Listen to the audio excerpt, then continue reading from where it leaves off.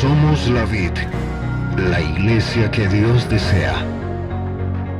Una iglesia centrada en la autoridad de las Escrituras, el desarrollo de buenas y sanas relaciones y cuidado pastoral. Queremos que los cristianos piensen bíblicamente y que aborden los desafíos de la vida bajo el poder del Espíritu Santo. Bienvenidos.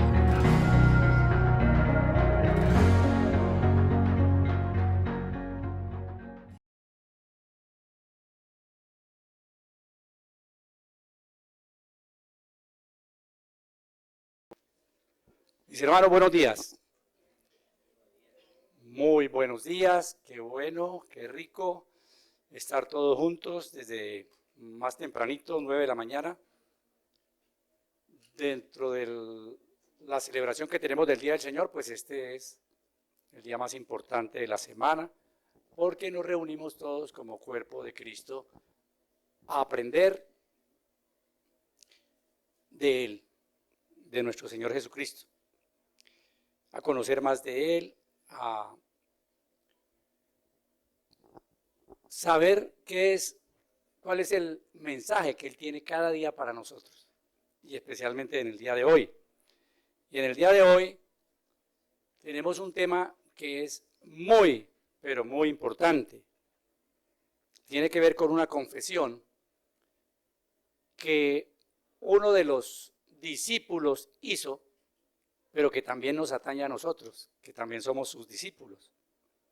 Vamos a estar leyendo el Evangelio de Marcos, continuamos con Marcos, a partir del capítulo 8, desde el versículo 27 hasta el versículo 1 del capítulo 9. Tenemos una porción larga, hace 8 días teníamos una porción corta, hoy está más larga, pero tiene mucho tema interesante y mucha enseñanza. Creo que es importante que nosotros durante la semana dediquemos un tiempo a repasar las verdades, las doctrinas, la enseñanza que hemos visto el día domingo y la aplicación para nosotros sobre todo, para poder comprenderla. Aquí hacemos una exposición, pero se necesita el Espíritu Santo para que cada uno de nosotros podamos comprender mejor cuál es el mensaje y cómo es relevante ese mensaje hoy para nosotros. De manera que vamos a leer, inicialmente, no vamos a leer todo, vamos a leer del 27 al 30, porque vamos a dividir en 4 porciones este mensaje. Del 27 al 30 los animos que nos pongamos de pie y leamos todos con entendimiento. Dice así, versículo 27. Salieron Jesús y sus discípulos por las aldeas de Cesarea de Filipo, y en el camino preguntó a sus discípulos diciéndoles: ¿quién dice los hombres que soy yo? Ellos respondieron: unos, Juan el Bautista, otros, Elías, y otros, alguno de los profetas. 29. Entonces el Señor les dijo: ¿y vosotros quién decís que soy? Respondiendo Pedro le dijo: tú eres el Cristo. Versículo 30. Pero el Señor les mandó que no dijeran esto de él a nadie. Podemos sentarnos, mis hermanos. Esta es la primera pericopa que vamos a tratar en el día de hoy. Y posteriormente tendremos las siguientes, que como les digo son por lo menos cuatro temas. Y haciendo una recapitulación, recordemos que ahora Jesús está con sus discípulos a solas. ¿Por qué está a solas con sus discípulos? Acordémonos que Él comienza a entrenarlos porque inicia la última etapa de su misión en la tierra. Va rumbo a Jerusalén y Él necesita que quede claro en sus discípulos quién es Él. todavía, cuando hablábamos hace 8 días de la ceguera parcial y la ceguera, o mejor, la visión total ya, estos discípulos están recibiendo un entendimiento progresivo de quién es el Señor. Y él, claro, se lo sabe, se da cuenta, y con toda su paciencia y con todo su amor, está instruyéndolos hasta que o hasta cuando ellos lleguen a un entendimiento completo de quién es Él. Y vamos a analizar que en la primera parte, recordemos que Marcos, ¿qué hizo? Enseñar su doctrina, nos relata que Jesucristo enseñó la doctrina, la predicación. Marcos nos ha estado enseñando sobre los milagros que ha llevado a cabo el Señor. Y después de todo esto considera el Señor que ya es hora de hacer una pausa y hacer una evaluación. ¿Cuánto los discípulos habían aprendido y comprendido el significado de esas enseñanzas y de esos milagros? De manera que en esta porción que vamos a ver hoy, del 27 al 38, llegamos al punto central del Evangelio y por eso es importante ponerle cuidado y analizarlo. Y pedirle al Espíritu Santo mucho entendimiento. Porque es el punto central del Evangelio. Por la importancia enorme que tiene este pasaje en relación con el desarrollo del ministerio de Jesús. Y resumamos los temas que vamos a ver hoy. Número 1, vamos a ver la confesión de Pedro, que acabamos de leer entre los versículos 27 al 30. El Señor se desplaza a Cesarea de Filipo, a unas aldeas de esa región, y allí pregunta a sus discípulos acerca de qué opinión tienen ellos, y primero, qué opinión tiene la gente de él. Porque de aquello que han respondido se deduce que el pueblo en general tenía un buen concepto del Señor, por lo que acaban de leer. Pero no habían llegado a entender quién era él. Los discípulos, en cambio, después de un tiempo de ceguera parcial, habían llegado a comprender que Jesús era el Cristo, y eso tiene enorme significado, de acuerdo a la manifestación que hizo Pedro como representante de los otros 11. Aún así, aunque reconocen en Jesús el Mesías, todavía, a pesar de esa declaración, no comprenden qué tipo de Mesías es Jesús. Los discípulos están un poco lejos del pensamiento de Dios. Para los discípulos era incomprensible lo que Jesús les estaba diciendo, porque más adelante le va a decir que él va a morir. Y para los discípulos este es un golpe grande. La idea que ellos tenían del Mesías era diferente. Y decir que su Mesías va a morir en lugar de reinar, le produce un choque mental que los deja impávidos. Chocan estos conceptos que Jesús le está enseñando en sus mentes, porque después Pedro, vamos a verlo, lo reconviene por tal idea de que va a morir. Y el Señor entonces tiene que reprender a Pedro. Luego vamos a ver el siguiente tema, son las instrucciones de Jesús sobre su muerte. ¿Cómo va a ser? ¿Cómo es que él tiene, que es necesario que padezca? Eso va del versículo 31 al 33. Posteriormente vamos a ver en los versículos 34 al 37 el costo del discipulado, que para nosotros también es de suma importancia. Como somos sus discípulos, ese discipulado va a traer un costo para nosotros. Y por último, las consecuencias, veremos las consecuencias de avergonzarnos de Cristo Jesús. Vamos a estar entre los versículos 38 hasta el 9:1.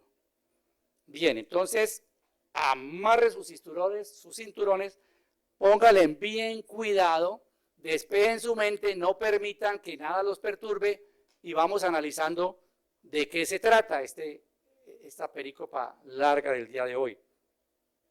Inicialmente vamos a tratar con lo que acabamos de leer, la confesión de Pedro. ¿Qué dice Pedro?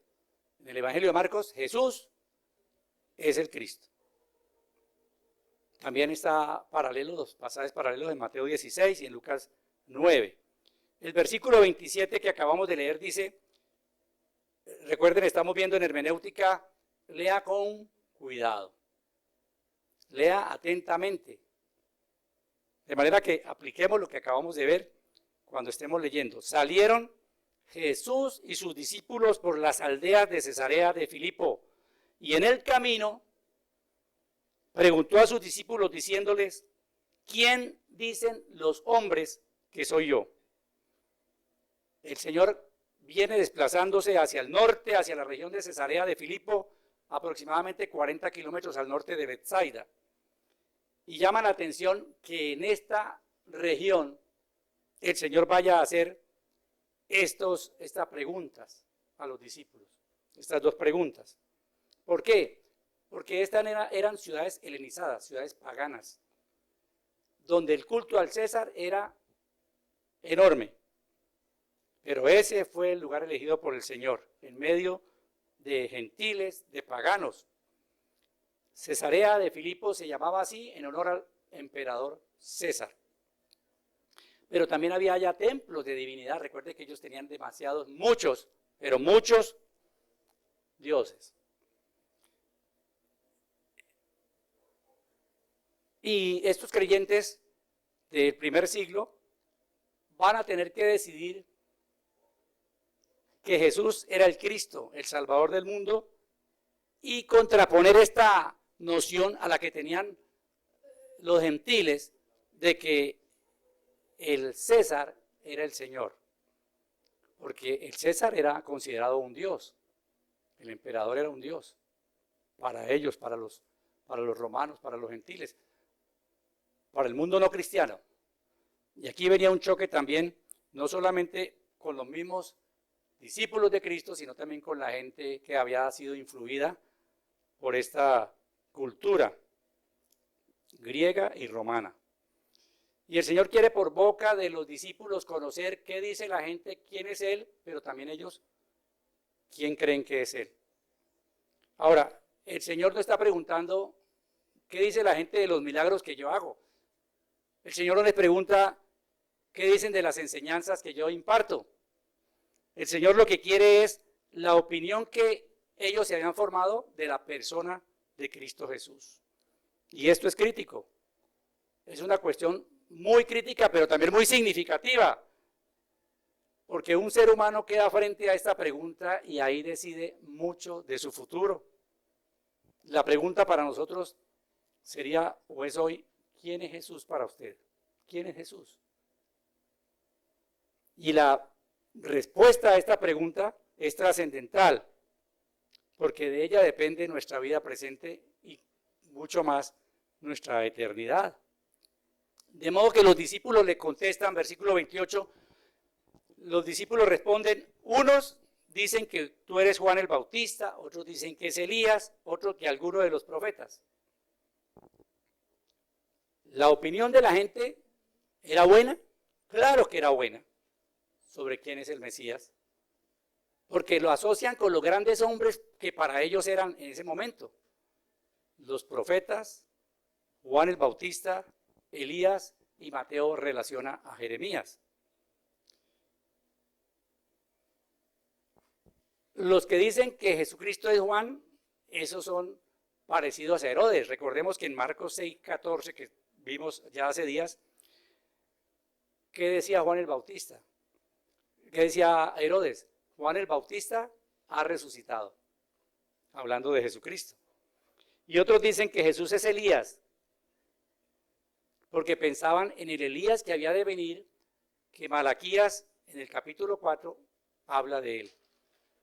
Y otros que tal vez Jeremías, como lo dice o lo relata Mateo 16. O sea, los hombres tienen mucha estima acerca de Jesús, muy alta la estima que tienen acerca de Jesús. Porque confundirlo con Juan el Bautista y con Elías o con algún gran profeta era tremenda honra para un hombre, pero no para Jesús. Eso no era honra para Jesús. ¿Por qué? Porque ellos habían sido precursores del Mesías que había de venir. Pero Cristo no era un precursor. Cristo era ese Mesías que había de venir. Y ahí está la diferencia. 29. Y entonces él les dijo, ¿y vosotros quién decís que soy? Y Pedro, respondiendo en nombre de los 11 restantes, le dijo, tú eres el Cristo. Después de haberle contado entonces los discípulos, ¿quién dice la gente? Y respondido, ¿quién dice la gente que es él? Ahora él les pregunta a ellos, ¿qué piensan acerca de mí? Después de dar estas respuestas erróneas acerca de Jesús, el Señor le pide su propia opinión, la evaluación. Y esa pregunta da lugar a la más grande declaración que alguno de los apóstoles haya hecho acerca de Jesús hasta ahora. Pedro responde, tú eres el Cristo. Toda la historia contenida en la Biblia acerca de la redención se encuentra contenida en estas 4 palabras.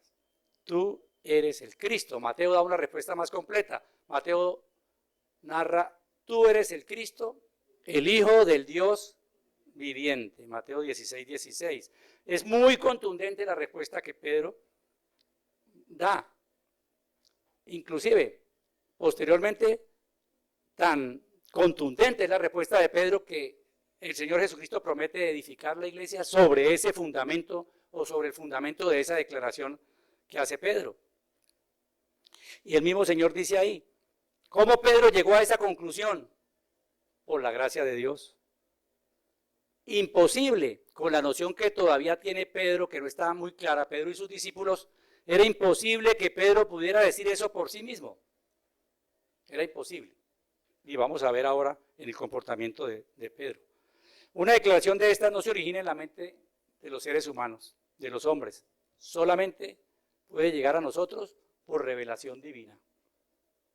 Mateo 16, 17 dice, entonces le respondió Jesús, bienaventurado eres Simón, hijo de Jonás, porque no te lo reveló carne ni sangre, sino mi Padre que está en los cielos. 4 cosas que vemos en estos pasajes. Y podemos deducir de esta declaración, tan sencilla como parece, tan contundente como es, pero tan trascendental para todos nosotros. ¿Qué nos revela estos pasajes? Primero, que Jesús es el Hijo de Dios, es el Cristo. Segundo, que el Padre y el Hijo son el mismo Dios. Tercero, que conocer al Padre es conocer al Hijo.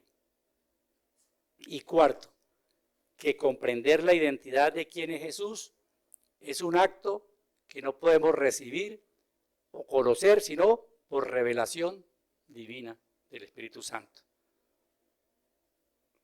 Lo que Pedro reconoció acerca de Jesús es que él, Jesús, es ese personaje anunciado en el Antiguo Testamento que sería el ungido de Dios por excelencia, aquel que debía fungir al mismo tiempo en 3 oficios, como rey, como sacerdote y como profeta. La declaración que está dando Pedro quiere decir lo siguiente, tú eres el Mesías, tú eres el Salvador del mundo, tú eres la simiente de la mujer prometida a nuestros primeros padres en el huerto del Edén y que habría de aplastar la cabeza del maligno. Y tú eres el Hijo del Dios viviente. Por eso es, mis hermanos, que la respuesta que cada persona dé a esta pregunta es determinante para su destino eterno. ¿Y usted qué piensa de Jesús? Esa es la reflexión. Para usted, ¿usted qué piensa de Jesús? Y para usted, ¿quién es Él? ¿Tiene una respuesta? ¿Tiene entendimiento de lo que eso significa? ¿De qué significa Cristo para usted? Porque como tenemos un trasfondo de una tradición, el conocimiento que tenemos es distorsionado de quién es Jesús.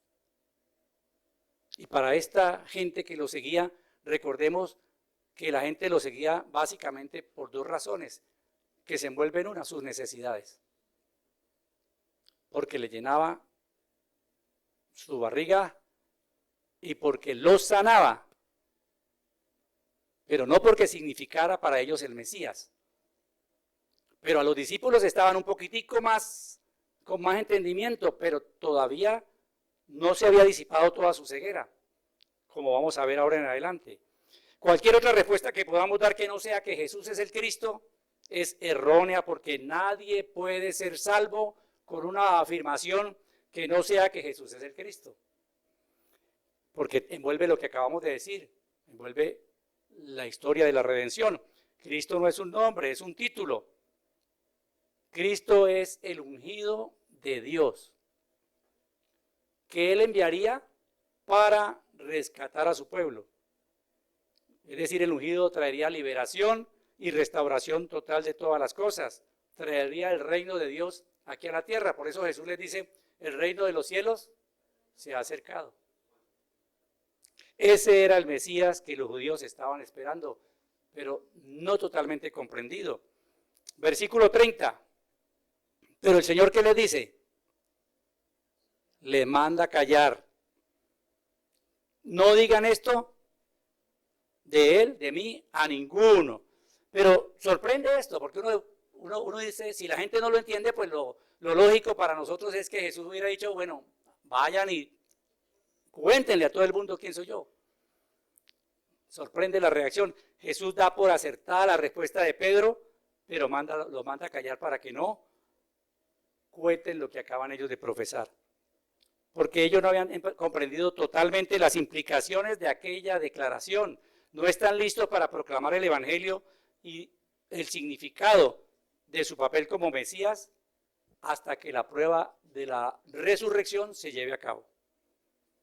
Pedro acaba de confesar que Cristo es el Mesías. Y recordemos que más adelante, ¿qué hace Pedro? Lo reconviene y le dice al Señor, ¿cómo así? ¿Cómo así que vas a morir? No, que esto ni se te ocurra, Jesús. ¿Usted qué va a morir? Entonces, ¿cómo así que usted va a morir y usted es rey? Y usted es el rey que estamos esperando. Y ahora nos dice que es necesario morir y que va a ir a Jerusalén y que... ¿Y nosotros qué? Usted muere y nosotros qué va a pasar con nosotros? No, Jesús, por favor, cambie esos planes.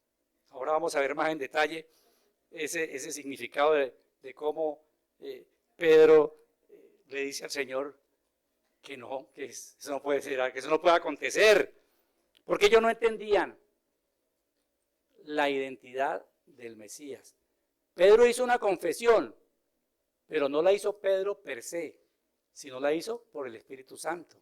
Por eso Pedro, por la iluminación que el Espíritu Santo le da, confiesa que Jesús es el Mesías, pero no entiende qué tipo de Mesías es Jesús. Y esa es la razón por la cual es necesario el discipulado en nuestras congregaciones. El discipulado es importante porque requerimos llenarnos de conocimiento bíblico acerca de la identidad de Dios, de quién es Cristo, de quién es el Espíritu Santo, de las Escrituras, de la iglesia. Porque por nosotros mismos tenemos malas interpretaciones o las hemos recibido anteriormente equivocadas. Por eso la vid, la iglesia que Dios desea, en su desea comienza con el discipulado, la D de discipulado. Pedro, después de la resurrección, da a conocer esta verdad de suma importancia en el día de Pentecostés, cuando ya él entiende, es después de la resurrección, y Pedro en Hechos 2 dice, sepa pues ciertísimamente toda la casa de Israel, que a este Jesús a quien vosotros crucificasteis, Dios le ha hecho Señor y Cristo. Pero fue después. ¿Por qué le hizo este cargo el Señor Jesús de no decir nada a nadie? No lo sabemos. No hay explicación, pero podemos mirar algunas posibilidades, probablemente para no incitar a las personas a tomarlo como un rey terrenal, como lo quisieron hacer anteriormente.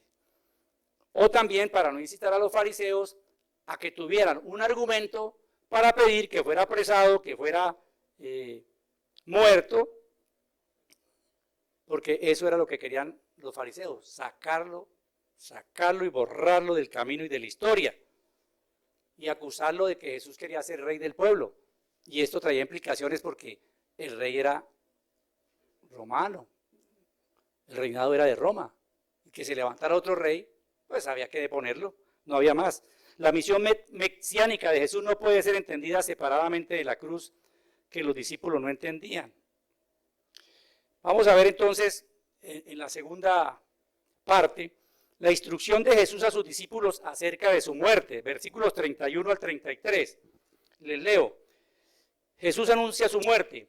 Comenzó a enseñarles que era necesario al Hijo del Hombre padecer mucho, ser desechado por los ancianos, por los principales sacerdotes y por los escribas, ser muerto y resucitar después de 3 días. Esto les decía claramente. Entonces Pedro lo tomó aparte y comenzó a reconvenirlo. Pero él, volviéndose y mirando a los discípulos, reprendió a Pedro diciendo: quítate de delante de mí, Satanás, porque no pones la mira en las cosas de Dios, sino en las de los hombres. Entonces viene la instrucción de Jesús a estos discípulos acerca de su muerte. Y ahí viene el choque de ellos. Rey terrenal, esperando una liberación del yugo romano, y ahora nos sale con el cuento de que va a morir.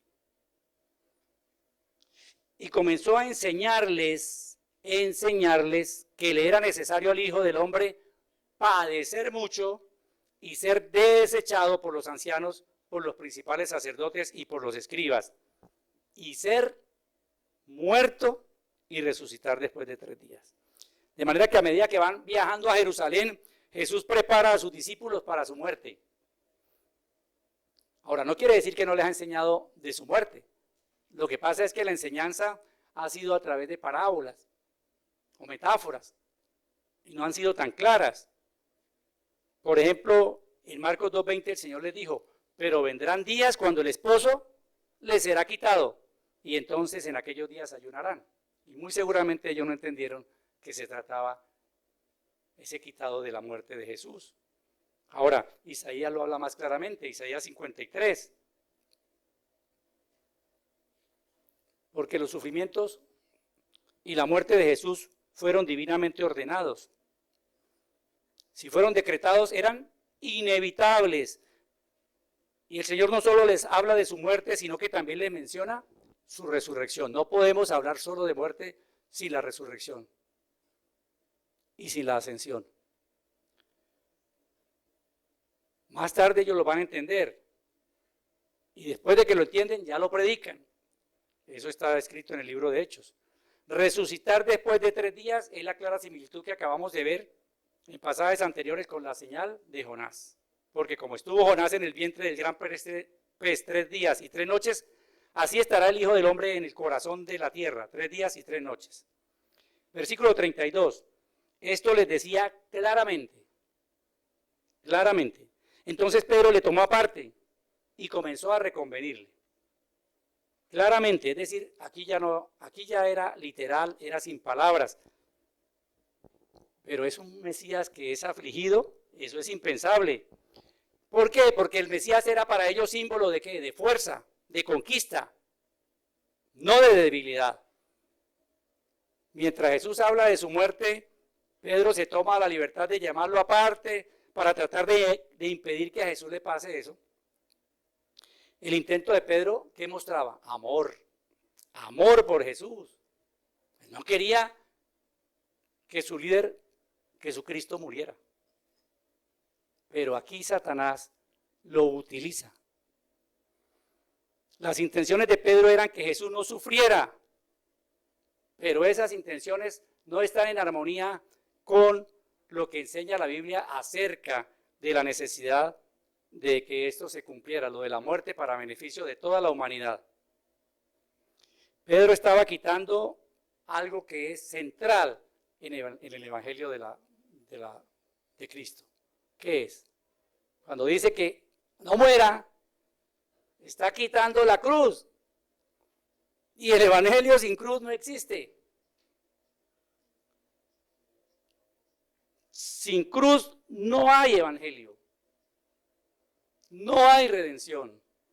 No hay pago por nuestros pecados. Ahora, no se necesita estar endemoniado para que Satanás le use. Porque no dice ni se saca del texto que Pedro estuviera endemoniado. Pedro, como de costumbre, expresó los pensamientos del resto de los 12. No es que Pedro solamente esté pensando así, eso lo han tratado entre ellos. Y el vocero del grupo es Pedro. Los discípulos entonces no podían entender a un Mesías muerto. Versículo 33.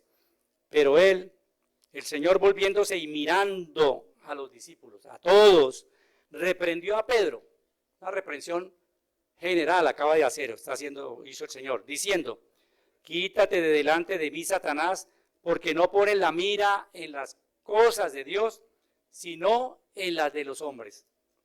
Jesús reprende a Pedro delante del resto de los apóstoles para que todos entendieran lo importante que era que padecer y morir le sucediera a Jesucristo para beneficio de todos. Y mira a los discípulos, porque como todos están de acuerdo con lo que Pedro está diciendo, con lo que Pedro está pensando, Pedro es llevado aparte, pero el Señor lo reconviene delante de todos. Y mira a todos para que aprendan. Como quien dice, ustedes no vayan a pensar de acuerdo a lo que está relatando aquí Pedro. No vayan a pensar eso. No adopten la misma actitud. Y probablemente Pedro reprende a Jesús para que no le aconteciese esto, porque en la mente de los discípulos, repetimos, ellos están creyendo que el reino que se va a establecer es un reino terrenal, pero no espiritual. Hechos 1:6 nos recuerda y está relacionado con esto. En Hechos 1:6 dicen, el Señor está con los discípulos a punto de ascender y le dicen: Señor, ¿restaurarás el reino a Israel en este tiempo? Y eso significa que todavía, aunque están a punto de entender, todavía no han entendido. Ellos están esperando que el Señor les restaure el reino a Israel. El Señor lo reprende a Pedro, pero no significa que no tenga amor y misericordia por Pedro. Al contrario, el Señor dice en la Escritura que Él reprende a los que ama. En Apocalipsis 3:19 de Apocalipsis dice: yo reprendo y disciplino a todos los que amo. Sé pues celoso y arrepiéntete. De manera que la reprensión del Señor para nosotros es buena, como la de un padre. La disciplina es buena.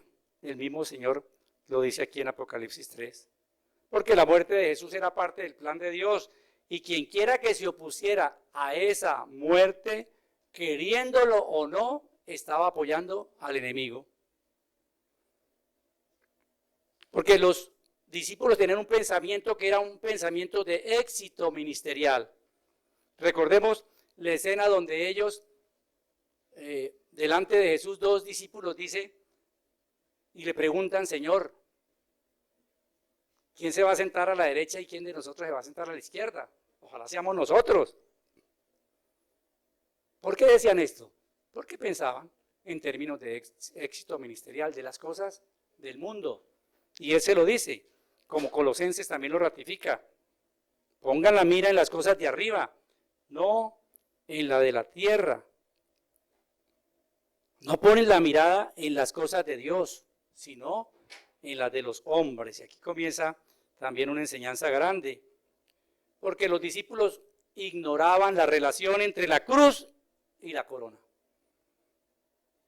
Los discípulos seguían la filosofía de Satanás. ¿Cuál es la filosofía de Satanás? Gloria sin sufrimiento.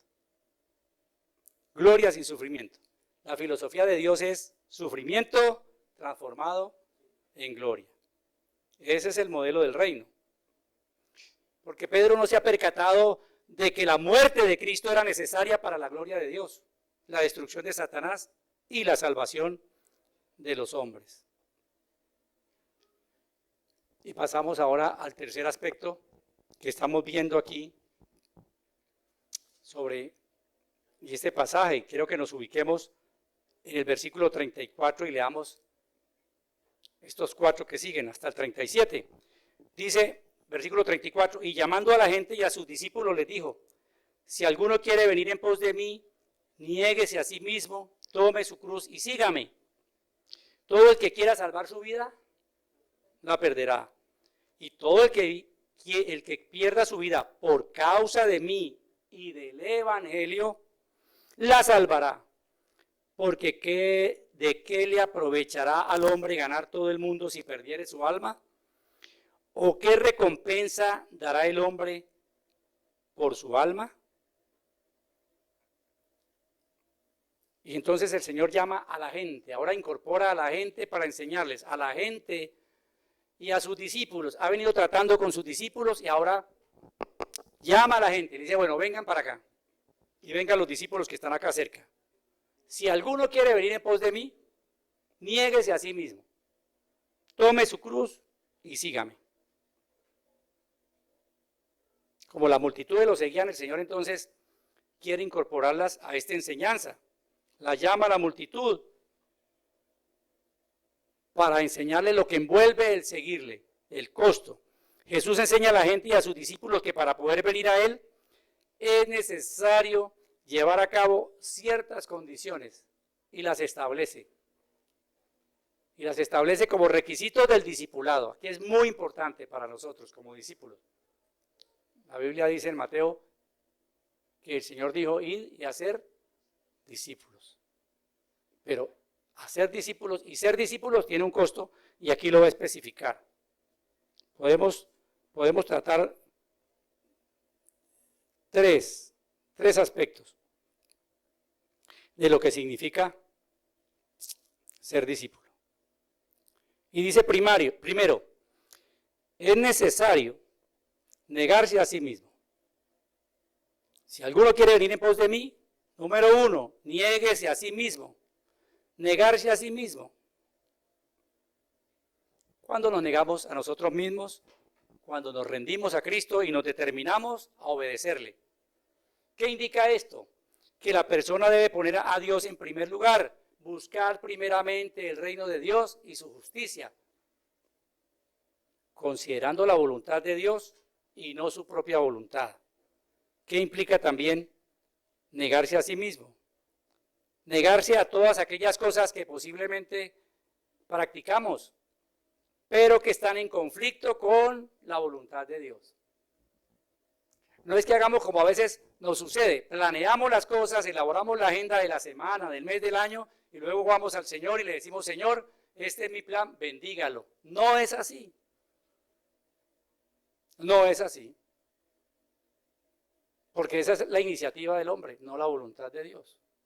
Y yo quiero imponerle al Señor que haga mi voluntad. Así no dice el Padre nuestro. No es así. Cualquier cosa que el hombre practique y que no sea del agrado a Dios debe ser desechada. Por eso hay que renunciar a un culto personal, un abandono a los deseos egoístas de la carne. ¿Qué dice la carne? Yo y yo.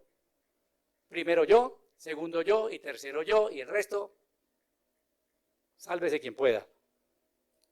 Por lo tanto, si hay algo en la vida nuestra, en su vida, que esté en conflicto con la voluntad de Dios y usted no deja esas cosas, lo que está indicando es que usted no está dispuesto o dispuesta a negarse a sí mismo o a sí misma.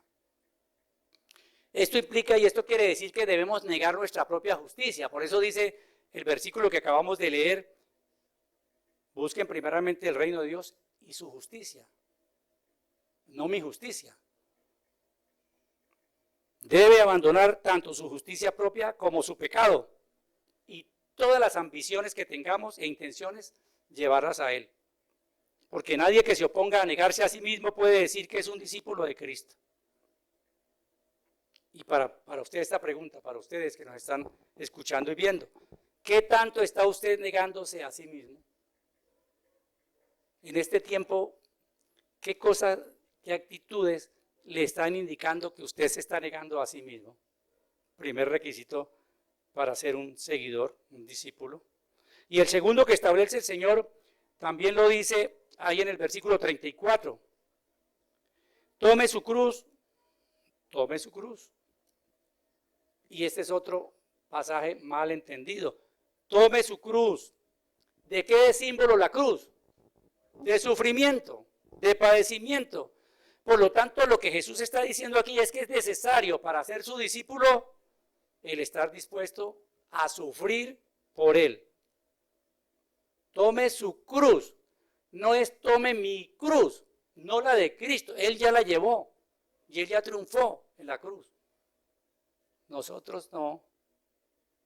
Tenemos al hombre viejo que todavía nos influencia. Tome su cruz y sígame significa estar dispuesto a morir con el fin de seguir a Jesús. Morir al yo, a mí mismo. Morir a mí mismo, eso es tomar su cruz. No es tomar los problemas personales y decir, ay, hermano, pastor, usted no sabe la cruz que yo tengo que llevar. Me tocó una esposa, ay, tan difícil. Me tocó un marido tan pendenciero. ¡Qué cruz! La que tengo que llevar, eso no lleva la cruz. De ninguna manera. Ni estos hijos, señores, que estos hijos, no. La cruz mía ha sido que mis hijos no quieren estudiar. O que mis hijos resultaron flojos, no quieren trabajar. Ni siquiera puedo decir que tomar la cruz es decirle, Señor, es que esta enfermedad que tú me has dado, esa es mi cruz. No, esa no es su cruz tampoco. Es el morir a usted mismo. Porque todo lo que decimos o lo que creemos que es tomar nuestra cruz es solamente un orgullo autocompasivo. Es un orgullo porque a mí me tocó esta esposa tan difícil, pero yo he podido aguantármela 20 años. Eso es orgullo autocompasivo. Eso no es tomar su cruz. Tomar la cruz no tiene que ver con los demás, tiene que ver conmigo mismo. Tomar mi cruz es negarme, es morir a mí mismo, es morir a mí mismo. Es un llamado a una entrega absoluta al Señor. La vida cristiana es una vida de sacrificio. Porque a nosotros nos es dado no solamente creer en Cristo y ser sus discípulos, sino también que nos es concedido padecer por Cristo. Esa es una concesión que también tenemos. Y tercero, es necesario seguir a Cristo. Y entonces, 1, niéguese a sí mismo. 2, tome su cruz. Y tercero, sígame.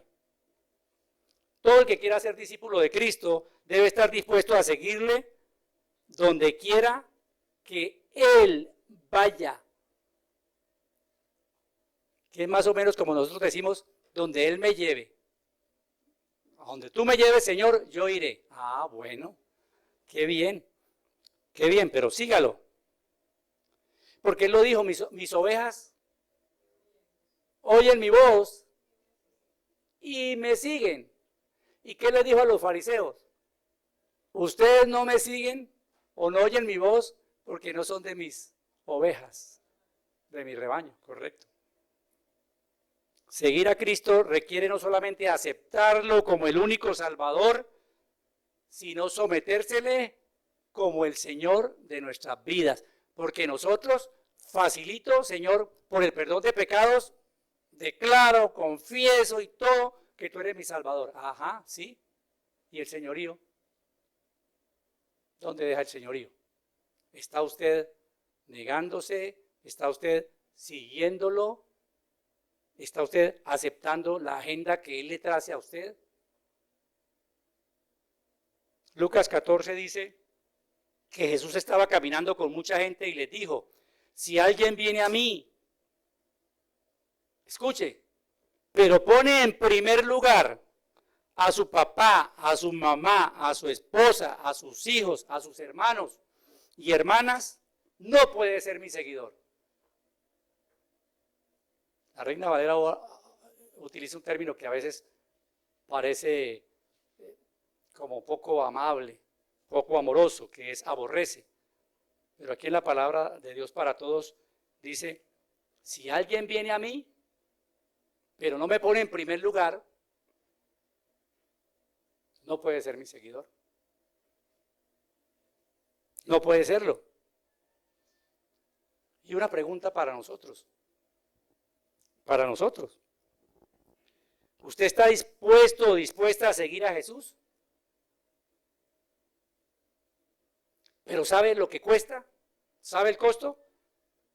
¿Qué significa? ¿O qué ha significado para usted si ya lo vivió? Seguir a Jesús significa perder a algunos de sus amigos más cercanos. ¿Le ha sucedido? ¿O le va a suceder? Y eso es un costo. Peor todavía ahora. Seguir a Jesús significa ser rechazado por su familia. ¿Le ha ocurrido? Pues le va a ocurrir. Y gloria a Dios para los que no le ha ocurrido. No dice su familia después de que saben que usted escogió seguir a Jesús, como dice la Biblia, no como dice la tradición, que entonces lo hacen a un lado. A este no lo invitemos porque tiene unas ideas raras por ahí. Ahora se nos volvió muy espiritual. Ahora quiere ir todos los domingos a la iglesia, ya no participa, ya no nos acompaña en los paseos. O llega después, llega tardecito. Si usted está dispuesto a seguir a Jesús,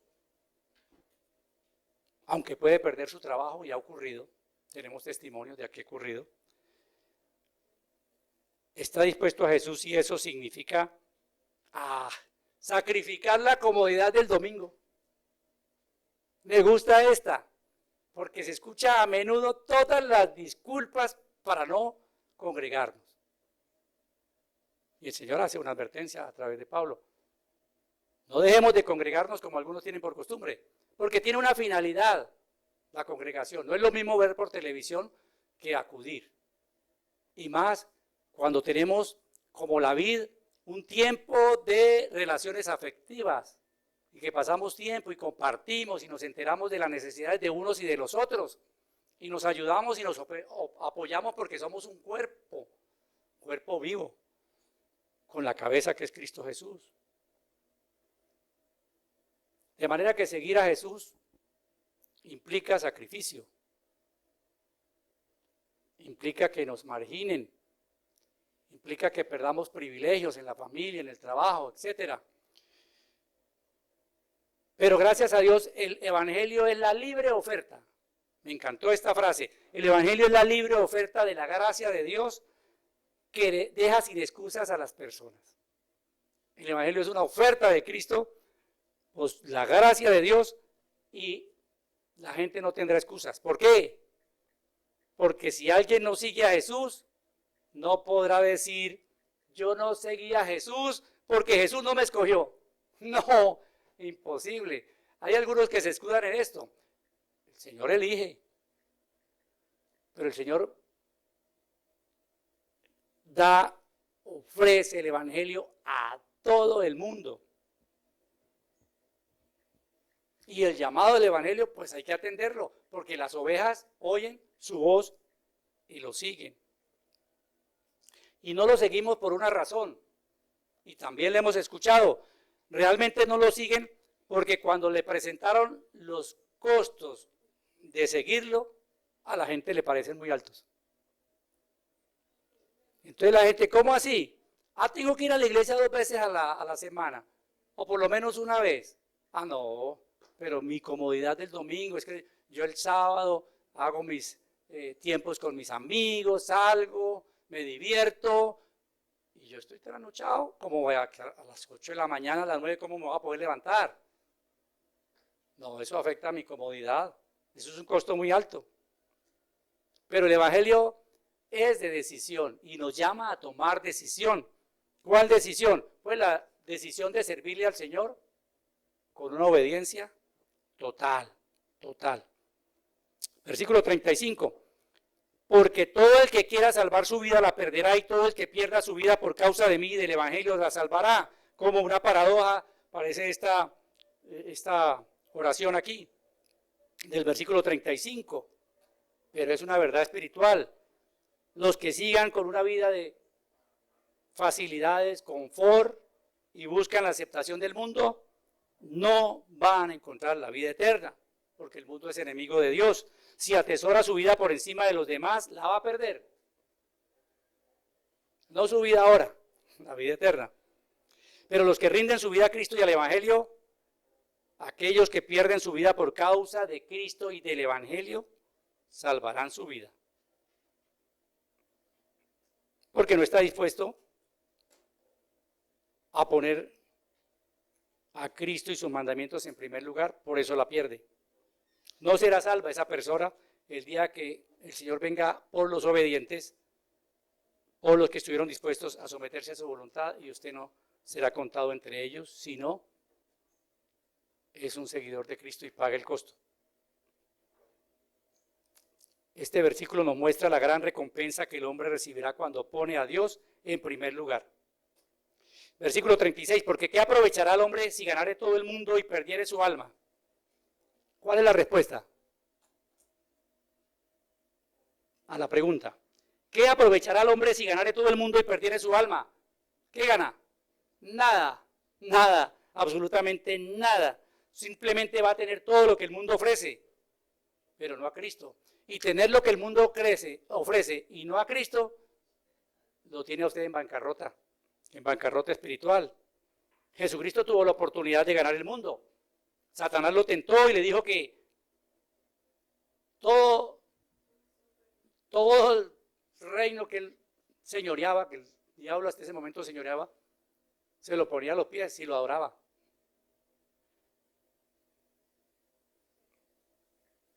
No hay ningún beneficio para aquellas personas que ganen todo el mundo y pierdan su alma. El hombre no podrá salvar su alma si ganare todo el mundo. Dice Santiago, ¿no sabéis que la amistad del mundo es enemistad contra Dios? Cualquiera pues que quiera ser amigo del mundo, se constituye enemigo de Dios. Las cosas que están en el mundo son temporales, mas las cosas espirituales son para siempre, son eternas. Versículo 37, ¿o qué recompensa dará el hombre por su alma? Y estamos frente a dos situaciones. O se aferra a las cosas del mundo o a la salvación de su alma. Jesús nos deja claro que hay dos opciones. Número uno, perder todo lo que somos en el mundo para seguir a Jesús y alcanzar la salvación eterna. O segundo, conservar todo lo que tenemos en el mundo, servirnos a nosotros mismos y perder nuestra propia alma para siempre. No hay más opciones. No hay ninguna recompensa que el hombre pueda dar por su alma después de que la haya perdido por su negligencia en amar mejor el mundo en vez de nuestro Dios. ¿Y cuáles son las consecuencias si nos avergonzamos de Cristo? Vamos a pasar al versículo 38. Porque el que se avergüence de mí, y póngale cuidado, y de mis palabras,